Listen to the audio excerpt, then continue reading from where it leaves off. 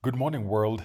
Right now, I feel like a Form 1 going home for the first time at the end of the term.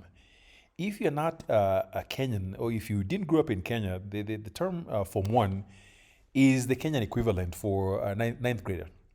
And my apologies, folks. I have got a little bit of a cold and sore throat that I'm battling right now, but I think it will resolve shortly. So for most Kenyan kids, actually ninth grade or what we call Form 1 is usually the first time they get to move to boarding school. And often, in many cases, the move to boarding school is nothing short of baptism by fire.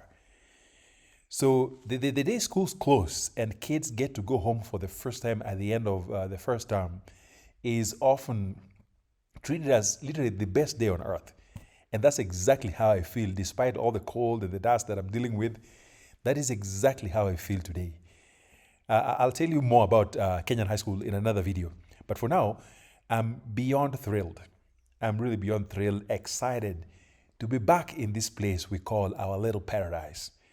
My heart is so full of joy, even though jet lag is really nyinging me correctly. But who cares? I mean, who cares? What is most important is that we are back to the White House. Or maybe you can just call it Karateng House. I don't know which name would be best here, but yes, we are back on site. So if you're joining us for the first time, we appreciate your support, and please keep coming back either as a regular viewer or as a subscriber. And two, we do consultations around returning back to Africa. Most of my clients are people who are building or are thinking about building. So if you're interested, please hit me on the number that is running on the screen. But anyway, in this video, I'm going to show you, you're going to watch with me part of our 22 plus hour journey from Los Angeles International Airport to Karateng by way of Jeddah in Saudi Arabia and Jomo Kenyatta International Airport in Nairobi. And the second part will be out probably in a day or so. So join me, let's travel to Karateng after a few weeks in Long Beach. I know I have shared many travel tips with folks in another video. But when it comes to traveling, there is so much to share. And by the way, this is just the first few minutes after we walked into our beautiful home. And I'm just walking around with my supervisor, just inspecting, seeing what's going on, what's new. I see there's lots of fruits and all that stuff. So that is the first thing I did once we made it on site. And you'll see more of this in the next video that's coming up in a day or so. But anyway, like I was saying, today I'm just going to talk about traveling in general. There's so much to be shared about traveling that it's almost impossible to pack all of that in one video. So sit back, grab something healthy, and let's chat. Again, over the years, I have flown on all kinds of airlines and all kinds of routes, whether flying through Qatar Airways, Kenya Airways, British Airways, Lufthansa, Air France, Turkish, and many more that I can barely remember. And of course, many of these airlines have a base in their capital or one of the cities in their countries. Like, of course, Kenya Airways has its base in Nairobi. British Airways, I believe it's London. Lufthansa, somewhere, I think it's, I forget the name, but it's one of those German towns. So most of these airlines have sort of like a base in their town. So right now what you're looking at is us getting together. And this time around, the sad part is that I simply travel with one supervisor. Unfortunately, the other supervisor and my wife are still stuck for a little while, but they'll be coming back. So for this trip, it'll just be the two of us. So I'm just getting ready, and we are going to just get an Uber and head out to Los Angeles airport. And as you can see, I do my best to travel very light, as best as I can. Typically, I just get 2 suitcases, but because we had to carry a few extra things here and there, I had to carry on. And if you see that shirt that I'm putting on, it's actually written straight out of Karateng. And that is courtesy of an amazing fan, a family that I've come to really enjoy. They live in Minnesota, and they surprised me with t-shirts. And so this is what I'm going to rock for our trip back to the village. So basically, it's just folks getting together and just heading to the airport. So nothing really unusual here. I'm sure you've seen similar videos, but that's what's going on right now. So again, like I was saying, we've flown through most kinds of airlines that you'd think of. And indeed, for us, we fly not because we like it. I know some people fly because flying is fun for them, but no, for us, it's never fun. It's one of those things that we have to do because, as I've said earlier, I am preparing to return. My wife and I are preparing to return. And so part of the process involves going back and forth as we get ready. So I spent a few months in Kenya and a few months in Long Beach. And so that, of course, comes with traveling, that there's just no way around it. And typically, for the most part, we tend to use many Arabian airlines more than the other airlines. I'll explain to you why that's been our preference lately. So here are just some of the plugs that I want to share with you in this video. And hopefully, maybe you'll hear something that is useful, and you can feel free to share some of the plugs that help you. Because again, for us, we're still stuck doing this for at least a few years or so.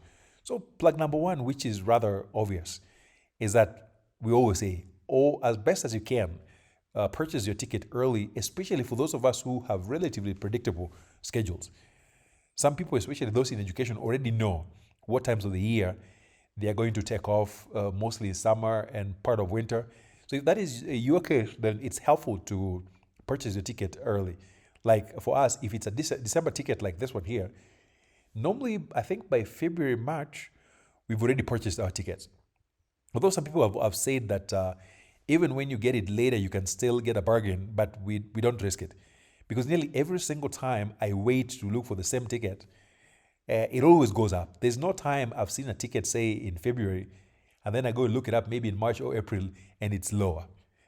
But if somebody has a plug on that, let me know. Oh, and by the way, this is Los Angeles International Airport.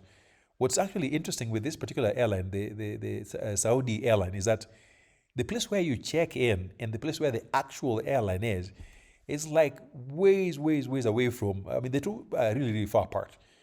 And so for the first time, it really gave me a hard time running with two kids and bags and all that. And that's when I discovered that the cart that you just saw on the left really helps with that. They can actually cart you all the way to your gate. So if you didn't know that, at least in LAX, they give you carts. You don't have to have a disability. For me, I've only used it because I had two kids and I had too many things and there was no way to run with the kids all the way to the gate. So yes, we are all checked in. Miss is all set. She has her infotainment system on. And we're ready to rock. So again, the plug is, if at all possible, purchase your tickets early. It's always worked for us. And maybe some of our folks go about it differently, but for us, it works. Plug number two, if you're like me, then your primary concern is affordability. With a family of four, really, the flying bills really add up fairly quickly. And so for me, no matter the circumstances, my number one priority is to get affordable tickets. Because again, going to Kenya is not just about the tickets you buy. When you get home, there's so much going on that you end up spending on. And so if you can save a little bit on the tickets, then there may be room here and there to take care of business when you get home. So yes, affordability is important for us. Now, what that means is that if affordability is our main concern, then there are so many things that have to become secondary. For example, if you care about affordability, then you cannot worry about how much, you cannot worry about the route that you take. Sometimes you find a cheaper flight that goes through Russia or Turkish or whatever. I don't worry too much about that. I know some people worry about going through Europe around winter time because then you get stuck. For me, it's like, if it's affordable, let's go and hope we don't get stuck somewhere. If cost is your main worry, then you cannot worry about comfort at the same time. Because oftentimes the more affordable tickets are economy, and then that often comes with a boarding group that is like boarding group number 37, somewhere there. And then with the seating, they can throw you anywhere. So comfort becomes secondary when you're looking for affordable tickets. And then, like for me, I always tell my wife, whenever we're buying a ticket, just put me somewhere inside that plane. As long as we all leave at the same time and we land at the same time, I'm good.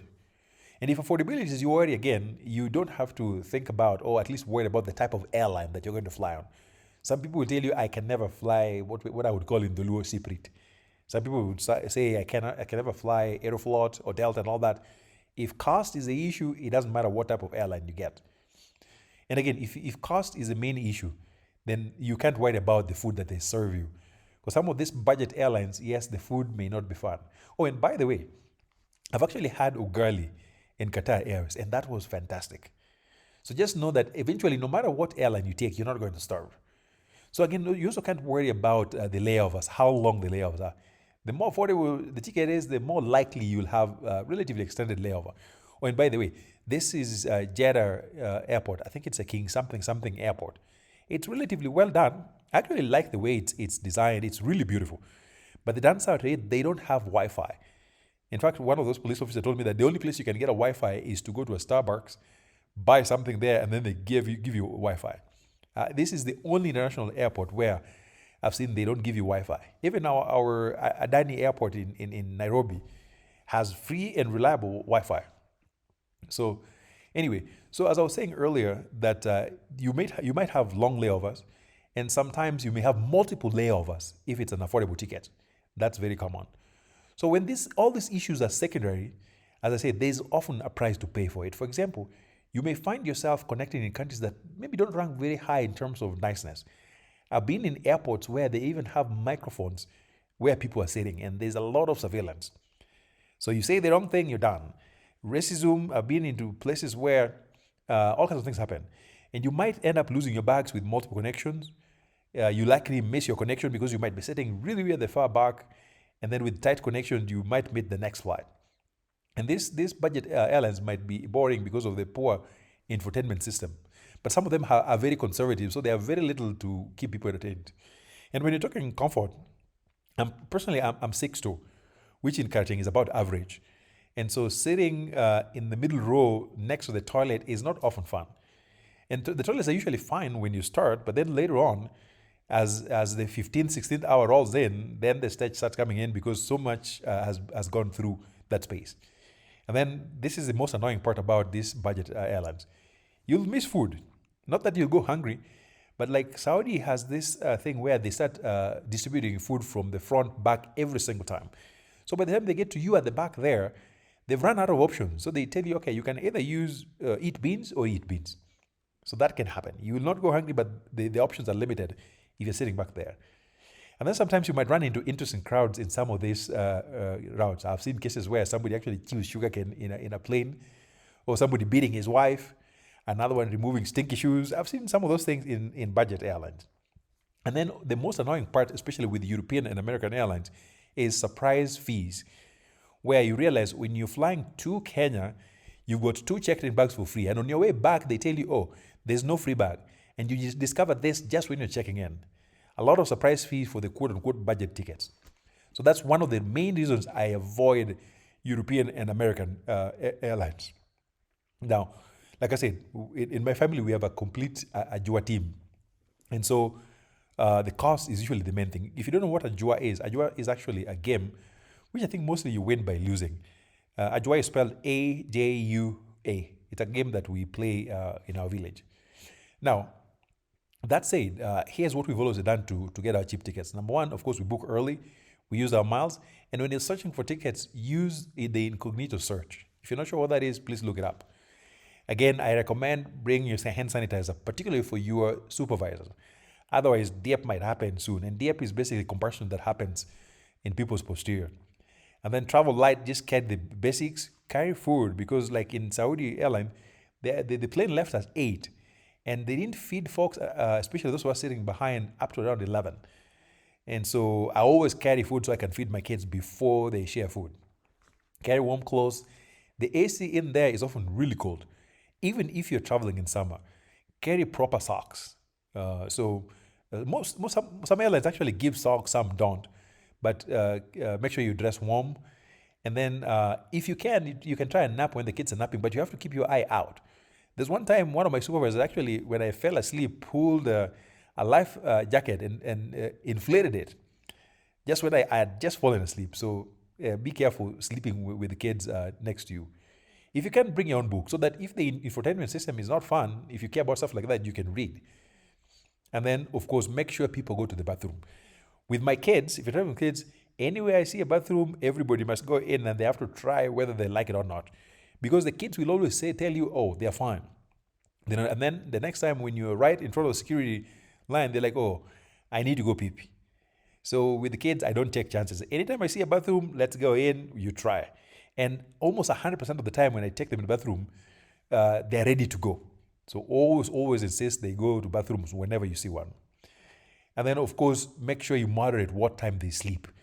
So part of that includes bringing down the window shades. So, well, I hope this was useful, and please come back for part 2 as we'll be traveling from Nairobi all the way to the village. Thank you, and I will see you in the next. Bye.